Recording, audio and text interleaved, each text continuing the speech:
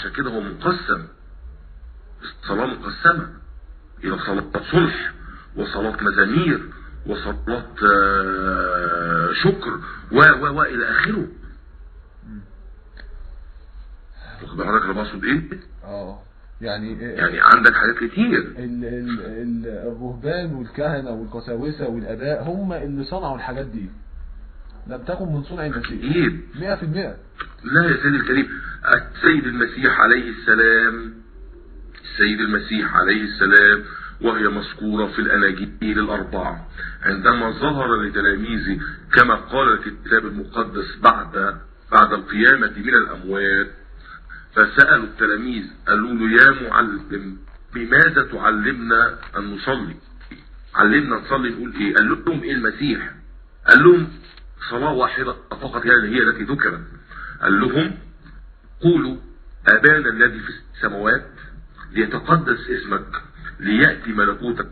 بص أنا عايزك تاخد بالك معايا قوي قوي قوي من الجمل اللي أنا هقولها لك معاك قوي قوي، اللي هي الصلوات اللي أوصى بيها، الصلوات التي أوصى بها المسيح عليه السلام تلاميذه في البرية عندما ظهر لهم في البرية. ماشي. سئل يا معلم بماذا تعلمنا أن نصلي؟ فكان رد المسيح قال لهم إيه؟ أعلمكم أن تقولوا أبانا الذي في السماوات ليتقدس اسمك ليأتي ملكوتك لتكن مشيئتك كما في السماء كذلك على الأرض. خبزنا كفافنا أعطينا اليوم واغفر لنا ذنوبنا كما نغفر نحن أيضا للمذنبين إلينا ولا تدخلنا في تجربة لكن نجنا من الشرير آمين.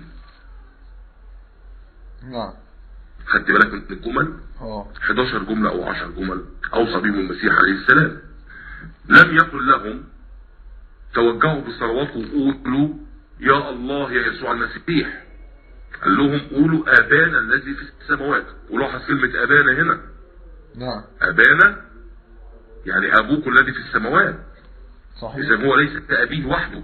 لا أبانا. إذا ليس أبيه وحده، أبانا كلنا. صحيح. نحن جميعا أبناء الله. نعم. هو كان نحن جميعا كان يطلق لفظ أبناء الله على الصالحين وأبناء الشيطان على العصاة والفسد.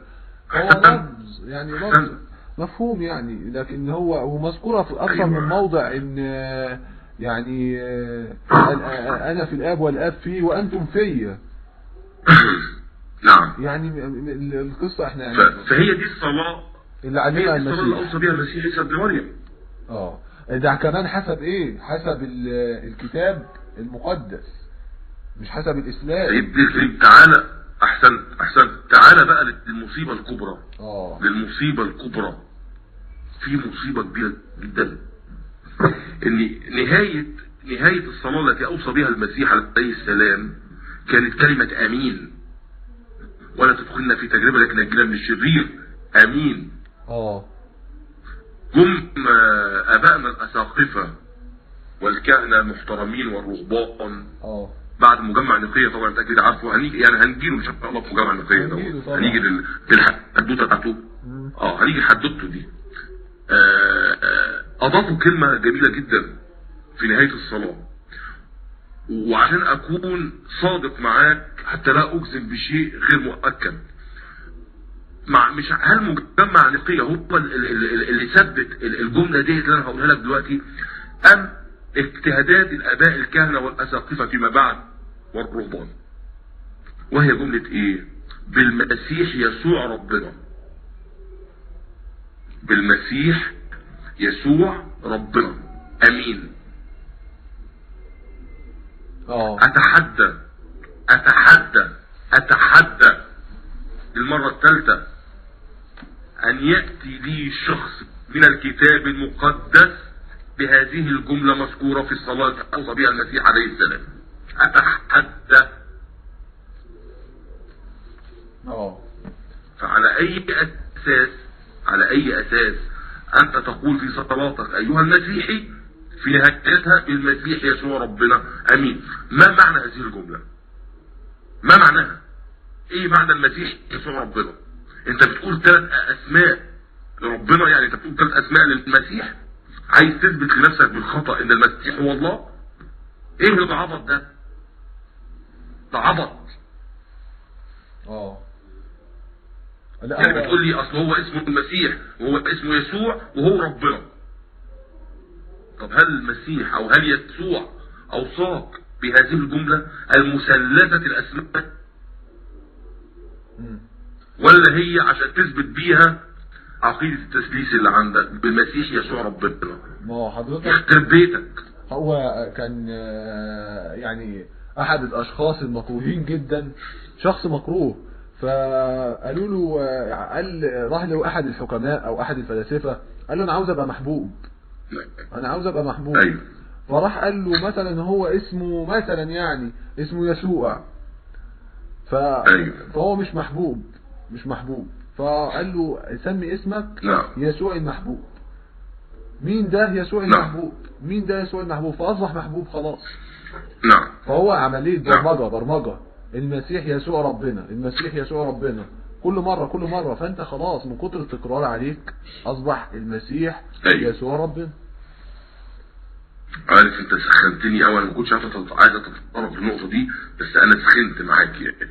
معلش، لان في حاجات بتغيظني بجد. لا حقيقي في حاجات بتغيظني جدا.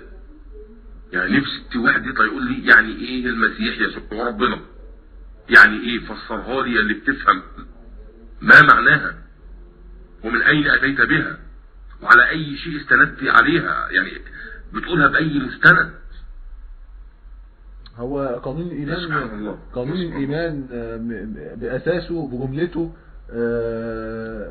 مش موجود أصلا من تعليم الكتاب المقدس، ده من اختراع الآباء والقساوسة. مجمع نقية. مجمع نقية ده اختراع يعني، زي ما بنقول كده بوابة إيمانك من اختراع الآباء والقساوسة. الدين كله بالكامل طبعا مبني على الآباء والقساوسة، ده مش دين المسيح. انا في عندي سؤال لو حضرتك تفضلت وسمحت لي بيه، سؤال نفسي الاقي له اجابه. لا حضرتك اسال اللي حضرتك عاوزه، لا حضرتك في نفسك تقوله حقيقي. لا نفسي حد يديني الاجابه بتاعته. انا لازم محدش يديني اجابته على فكره. طيب اتفضل اسال. هل يا مسيحيين العصر الحديث، نعم، او يا مسيحي بولس، نعم، يا مسيحيين بولس، هل مسيحيه الان هي نصرانية الأمس؟ هو ده السؤال. هل العقيدة المسيحية التي نزل بها المسيح عيسى ابن مريم، هل هي ما زالت على نفس هيئتها اللي ربنا نزلها بيها على سيدنا المسيح أو سيدنا عيسى عليه السلام؟ عايز إجابة أو لأ. طيب قولولي. بلاش كده كمان، يعني أبسط من كده. هل مسيحية الآن هي نفسها مسيحية من 1000 سنة واحدة بس؟ هل هي مسيحية 1500 سنة؟ لا، ده في ابديت بينزل كل شوية، في ابديت لازم ينزل كل شوية. احسنت. حاجة تانية، قانون الايمان. انا في احد الحوارات سألت احد الزملاء المحاورين اللي هم المسيحيين، فبقول له يعني قول لي قانون الايمان المسيحي اللي هو نؤمن برب واحد الله الاب ضد كل خلق السماء والارض ما يرى وما لا يرى، نؤمن برب واحد يسوع المسيح ابن الله الوحيد المخلوق قبل كل وجود الى اخره. نعم. تمام. قلت له من فضلك لو تكرمت لو سمحت لو تعطفت قل لي من الذي اعطاكم هذا القانون؟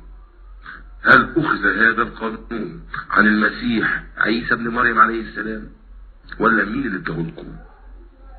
عارف، قعد يلف ويدور ويحاور ويناور ويمين وشمال، اصلي وحكايتي وروايتي دي. في الاخر وصلنا لايه؟ وصلنا ان هو قانون ابتدعوا اساقفة ورهبان مجمع نقية.